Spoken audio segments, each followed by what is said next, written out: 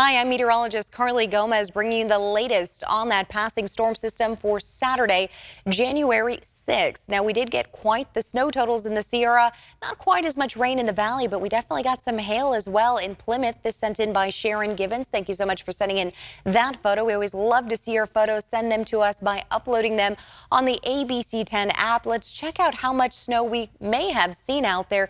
According to this snow total model here, looks like we may have gotten close to about 15 inches at dawn, or 11 inches Emigrant Gap, 2 inches Forest Hill, Nevada City, with 4 inches in Pollock Pines. A lot of areas on this model showing upwards of about 14 to 15 inches. Now, we know a couple ski resorts showing in about 11 inches, and the European model is kind of bringing those numbers closer to 11 inches. So we're going to have to wait and see until Sunday and get some of those snow totals reported to us to actually figure out how much we got. And this is important because right now the Central Sierra Snow Lab is reporting just about 38% of average snowfall for this time of year. They would need 18 more inches from just this storm system to push them up toward that 50% mark of average. That's not 100%. That's just getting halfway to the point we need to be at. So we're still not there. We still hope to have a lot more snowfall, at least through January, to help us out in this water year.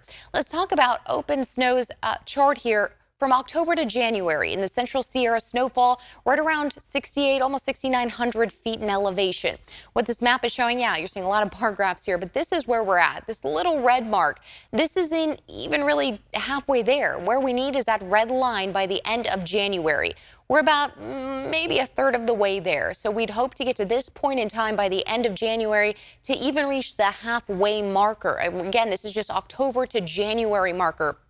Now, this time last year, from October to January, look how much snow we received. So much snow. I mean, we exceeded our mark by double. We were at 200 percentile as we were pushing January and February of last water year. So we have a lot to make up work to do, I should say. But we're hoping some more storm systems can help out. Unfortunately, it would have to be one after the other. I mean, continuing week after week to even get us close now to where we should be for this time of year at that red marker. So we're hoping. We do have 2 more systems coming through for the following week, at least moving from Tuesday night to Wednesday, and then again from Friday night to Saturday. And that is looking to bring us quite a bit of snowfall. Cold temperatures moving in with these low pressure systems coming in from the Gulf of Alaska. So we know that's cold air coming in from the Arctic, holding on to that snowpack for us. But when it came to rain and pushing that in from the valley spots, we got the lower end of the scale. We expected a 1/10 to about a 1/4 inch of rain. We got the 1/10 of an inch mark here from Marysville, Sacramento, and Fairfield. A little more than that for Stockton, Modesto. The foothills got pretty much what they expected, about a 1/3 of an inch. Anywhere from a 1/3 to a 1/2 is what they expected, and that's what they got. So we're pretty much on par when it came to the rain totals. But now that we look at the winter storm exiting, most of that pushing out of our area tonight as of 8 p.m. And then the winter storm warning only in effect until 10 p.m. They did lift the winter weather advisory as there's really no snow left up there to really warn people about. But we are dealing with cold and icy conditions overnight as cold temperatures continue to push across the region. Now, as that storm system exits the region, again, the cold overnight lows will appear, and what's going to happen with that is we're already starting to see areas of developing fog. We'll see some thick fog into the foothills spots all the way down to the valley.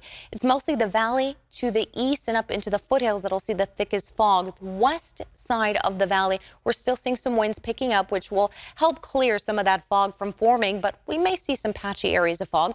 Gusty winds that we saw today will also continue Sunday as well as moving toward Monday into Tuesday. What we're looking at out there is a trough that's been pushing down into Southern California now. You see most of the entire western United States dealing with either cold winter weather, wind events, freezing temperatures overnight, and this is pushing all the way past areas into New Mexico, Colorado, and Utah as well. And you're dealing with areas right above Dallas as they're looking at a lot of cold weather there. Freeze warnings in effect as that high pressure builds. Behind this, we have a little bit of clearing. This will bring us some sunshine.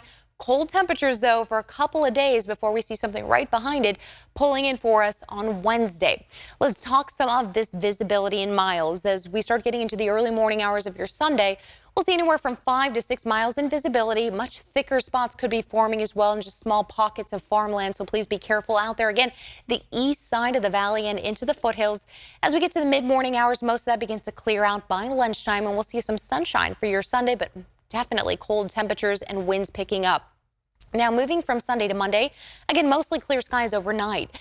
That's going to bring us freezing, if not below freezing temperatures for many valley spots early Monday morning. If you're getting ready to go to work, school Monday morning, definitely dress warm. That's where we're seeing some of the coldest overnight lows of the week ahead and really the next 10 days, as we'll be seeing 32 degrees and even below that for a lot of valley spots Monday morning. Prepare for that, but also get your car prepared. Give yourself time to prepare the vehicle early before you're leaving. Defrost the car, kind of get your windshield together and get prepared to leave out the door. All right, we are looking at Monday night, 9 p.m. Just off the coastline, clouds begin to move in. And as we take a look, we're going to expect that to start ushering in us clouds for Tuesday into Wednesday. But for Sunday afternoon, we're first starting to deal with those winds continuing. About 15 to 25 mile per hour wind gusts in the valley. Then moving into Monday morning, 8:30 a.m. Still a little breezy out there in some spots, but otherwise we'll mostly see the winds picking right back up on Tuesday. As you get to lunchtime, we are expecting another system to begin arriving late Tuesday night and into Wednesday. Again, mostly affecting areas of the Sierra. You're seeing Tuesday night, 7:30. Again, mostly affecting the Sierra with snowfall. And then you're seeing some areas that might see some lighter rain there for the foothill spots, but doesn't really affect too much of the valley, just a slight chance for rain in the valley. Then the next system, really, this is the one that may affect the valley, is Wednesday night. We see the snow coming in first and the rain just pushing onshore. There's a little gap there for the valley, but then it starts moving in as we get to Wednesday night into Thursday morning. Cloudy skies. The next system expected once again very similar to what we saw today, but for next weekend, we're dealing with another storm system on Saturday with snow and rain pushing through. This one almost looks identical to what we just dealt with today. So just remember that you're kind of dealing with the same scenario, a little bit of a Groundhog's Day for you, but Groundhog's Week. And then we're finally looking into your Tuesday, where we may see January 16th, a little more rain on the horizon just to the north coming in. So we do need these storm systems to continue funneling in, at least as we move from January to February, to continue building on that snowpack for ourselves.